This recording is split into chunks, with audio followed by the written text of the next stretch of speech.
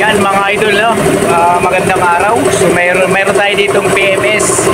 Ang unit niya ay Toyota Wigo, ano? So ito yung lumang Wigo, pero maganda siya. Kasing ganda ng may-ari ito mga idol. So ito, dinadrain na natin yung langis, no? Ayan, no? Medyo maitim na rin siya, syempre. Tapos yung brake pad niya ay palitin na rin, ano? Medyo manipis na. Ayan, no? So kahit di natin tanggalin yung gulong, kitang-kita yung brake pad niya na medyo manipis na. Ayan, drain muna tayo, ano? Tapos syempre yung oil filter, ito na, tinanggal na natin yung luma. So ang nakalagay sa kanya ay Aisin brand. Tapos yung gagamitin natin ay Bic na siya mga idol, Bic yung brand niya. Toyota Wigo, ano? For change oil, check up. Okay mga boss. So minsan na lang tayo nakaka-video, ano, mga idol, no? Kasi nga syempre busy, pag maraming gawa, so hindi na tayo nakakapag-videos pa.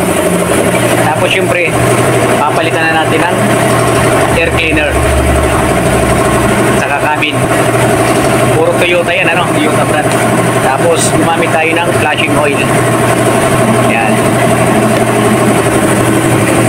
Syempre Toyota lahat ang gagamitin natin na brand, no? Oil filter Toyota. Tapos syempre yung mga filter Toyota rin, ano? Yan, air cleaner tsaka sa aircon. Tapos yung gagamitin nating langis ay semi-synthetic mga boss. Napakaganda nito.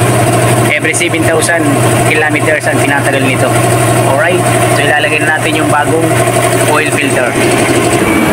So ito mga idol, no, yung oil filter, lalagyan natin ng langis sa pinakalapit para maganda yung lapat doon sa paglalagyan natin, maiwasan yung oil leak. Yan, ganyan lang tayo dito mag change oil. Alright, syempre ito sa ilalim to, ano, kaya kailangan papakita natin yung paglalagyan niya.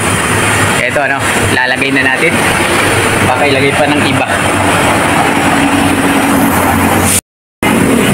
So ito ang ilalim ni Wigo, natulog pa langis.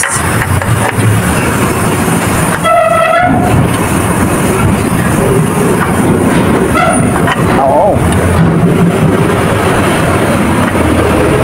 kailangan mga boss, kakapakapain nyo talaga muna. Ayan, ang kamay yung trim. Okay, tapos ihigpitan natin ang filter range cap.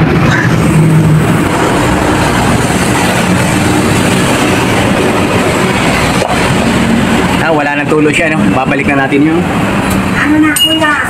okay lang, ma'am. Nakabili ka? Oo, yun, Toyota rin. Toyota brand yan, ha? Saan? Ayan, oh. Para original, syempre. So, higpitan na natin lahat.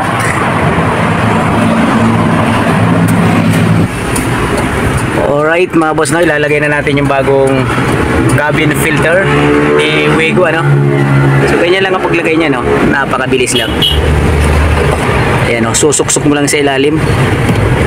Ayan, pasok na yan siya. Tapos ito, pinakatakip, gaganon mo lang sa dulo. Tapos lock. Yun. Okay. Ayos, diba? So ito, ilalagay na natin yung langis. Okay lang kayo, ma'am, masama sa video. Ay, wag kayo ko. So ito mga boss, no? Ayan, semi-synthetic. Lalagay na natin.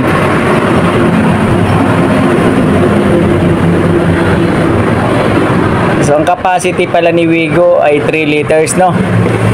Oh, diba? Ganda. So ayaw ni madam magpakuha sa videos, no?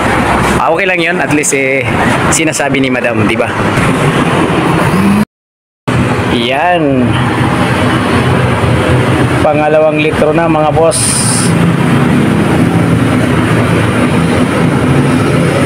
Ganda ng langis.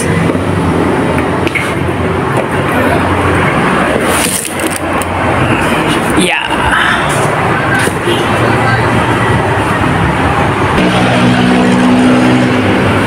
So ito na yung pang last 3 liters. So ganun lang kadali mga boss, no?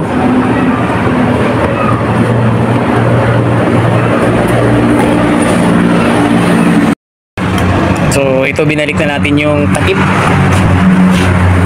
Takip ng langis.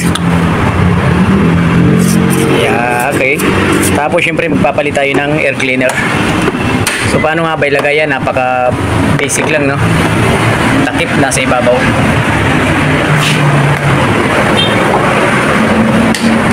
Tapos, ito yung bagong filter. Yan, air cleaner, mga idol. Alright, mga boss. Ito na yung bago, ano? Napakaganda, oh. Lapat na lapat. So, babalik muna natin ng maayos. So, ayan. Okay na siya. Tapos dito, didikitan natin, ano? Kasi ito nga pala yung nahulog itong, ano? Pinaka airflow sa hangin, no? Ito nalaglag to. Natanggal dito sa pagkakapit. Ngayon, okay na siya. Siyempre, paanda rin na natin. Alright, papandam na tayo, ano? So, ang milyahe pala nito ay 136,501. Yun, no? Ganda ng start. Tapos, automatic, no?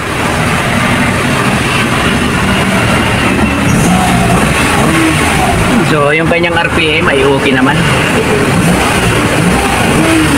Oh, diba? Napakaganda ng makina niya. Smooth na smooth pa mga idol. So ayan, umaandar yan, ano, para ma-check natin ng maayos.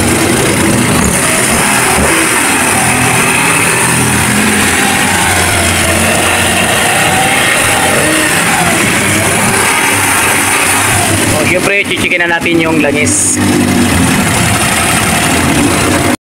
So alright mga boss, no, natapos na natin tong Toyota Wigo na unit for PMS, check up lahat. So ayaw ni madam magpakuha nga pala sa video. So okay naman yun, at least sinabi niya bago tayo mag-video. So ilang mga boss, pag-follow, like, and share ng ating channel, Jessing Mechanic Toyota Wigo. Thank you for watching mga idol.